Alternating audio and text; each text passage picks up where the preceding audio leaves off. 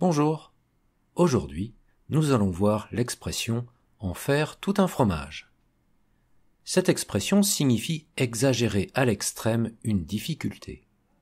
C'est s'irriter pour une petite chose de peu d'importance et rendre ainsi complexe une situation pourtant simple. C'est s'agiter pour pas grand-chose, pour quelque chose de dérisoire. Imaginez, vous êtes dans la rue avec un ami. Vous passez à la boulangerie et votre ami achète 2 croissants.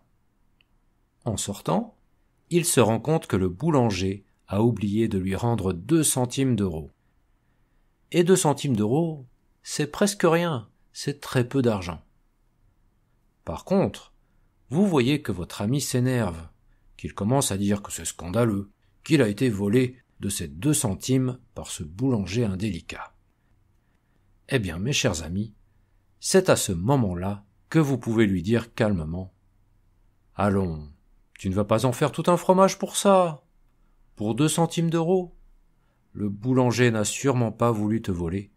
Il a juste mal compté. Ça arrive, alors calme-toi. » On pourrait aussi lui dire de ne pas en faire toute une histoire, ou bien d'arrêter d'en faire des tonnes, ou bien encore d'en faire tout un plat. Ces expressions sont de proches synonymes d'en faire tout un fromage. Alors, cette expression est assez récente. Elle remonte au début du XXe siècle. Son origine est plutôt simple. Un fromage, c'est quoi? C'est du lait et des bactéries. Rien de plus. Ainsi, en partant de peu de choses et avec du savoir-faire, on peut arriver à réaliser quelque chose de vraiment très élaboré et complexe. Quand on y pense, des fromages, il y en a plein, avec des goûts différents, des formes différentes, des consistances différentes. Mais avant d'arriver à ce fromage, il faut égoutter la masse de lait caillé, puis il faut lui donner une forme. C'est d'ailleurs l'origine du mot fromage. Le lait a été mis dans une forme. Donc, quelqu'un qui en fait tout un fromage, c'est quelqu'un qui va faire d'une situation simple une situation beaucoup plus compliquée. Bon, pour garder la forme, un petit morceau de fromage de temps en temps, ça ne fait pas de mal. L'important dans la vie, c'est de profiter des bonnes choses et de ne pas faire un fromage pour toutes ces petites choses sans importance. Et voilà, c'est tout pour aujourd'hui. Maintenant, avant de voir le vocabulaire, je vous invite à aller sur le site www.lesmachins.com. Vous y trouverez la transcription par écrit de ce podcast, ainsi que des traductions en anglais et des exemples d'utilisation du vocabulaire. C'est fait? Super. Passons au vocabulaire.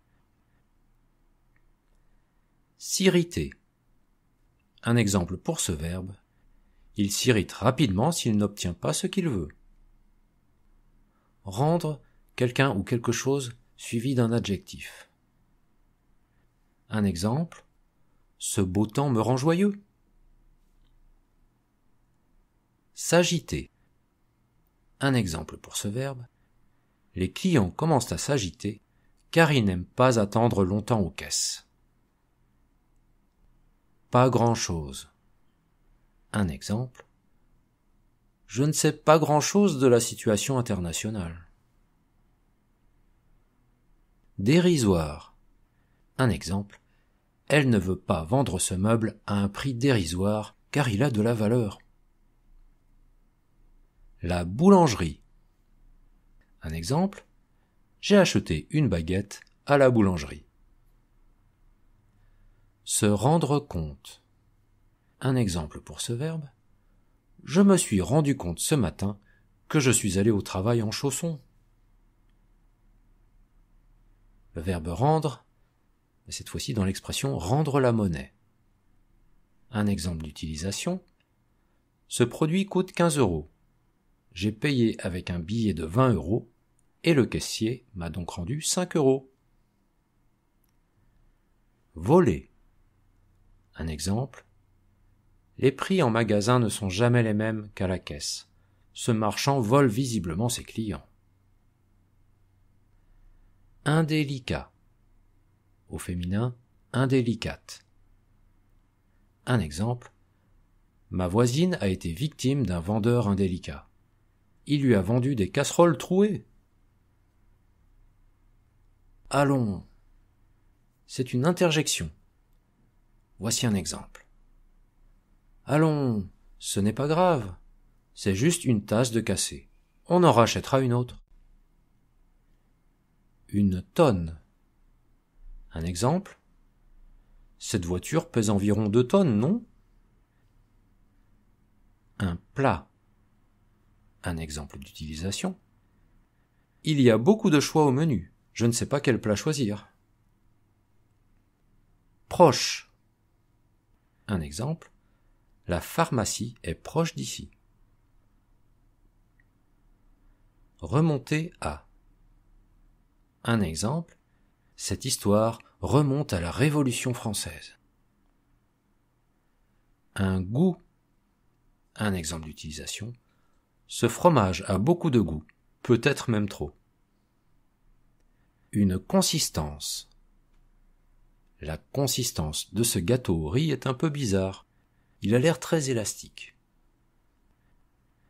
Égoutter. Un exemple d'utilisation. N'oublie pas de bien égoutter les spaghettis avant de les servir. Cailler. Un exemple pour ce verbe. Il faut faire cailler du lait pour faire un fromage. Garder la forme. Un exemple. Je fais un peu de sport pour garder la forme. Profiter. Un exemple. J'ai profité des vacances pour me reposer. Et voilà, maintenant je voudrais vous remercier pour tous vos commentaires, vos likes et tous vos encouragements. Ça me fait toujours vraiment plaisir de vous lire. Alors je vous dis merci et à très bientôt pour une nouvelle expression démasquée.